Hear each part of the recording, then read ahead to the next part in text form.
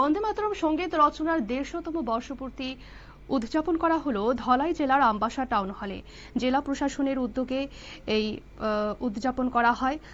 প্রদীপ প্রজ্বলনের মধ্য দিয়ে অনুষ্ঠানের সূচনা করেন ত্রিপুরা রাজ্যের রাজ্যপাল ইন্দ্রসেনা রেড্ডি নালু। এছাড়া উপস্থিত ছিলেন ত্রিপুরা সরকারের তফসিলি জাতি, প্রাণী সম্পদ উন্নয়ন ও মৎস্য কল্যাণ দপ্তরের মন্ত্রী সুধাংশু দাস, বিধায়িকা স্বপ্না দাস পাল, জেলা সভাধিপতি সুস্মিতা দাস, ধলাই জেলা ম্যাজিস্ট্রেট ও কালেক্টর বিবেক এইচ.পি সহ অন্যান্য বিশিষ্ট ব্যক্তিবর্গ।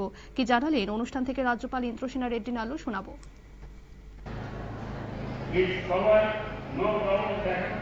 On 24 January 1950, Rajendra Prasad declared that Vande Mataram will be accorded equal honor in our national anthem. And just a short while ago, we are going to, after 5 minutes, we are going to see the national telecast. Our children here also emphasize currently in the perfect synchronization with the nation.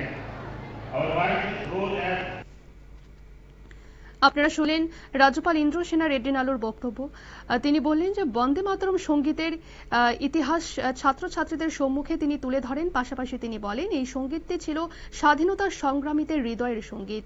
Bankimchandra Chattopadhyay এই সঙ্গীতটি রচনা করেছিলেন, আর রবীন্দ্রনাথ ঠাকুর প্রথম এই সঙ্গীতটি গেয়েছিলেন। এদিন রাজ্যপাল ইন্দ্রসেনা রেড্ডি নালু সৌহার্দ্যপূর্ণ উপস্থিতির মাধ্যমে অনুষ্ঠানটি উপভোগ করেন।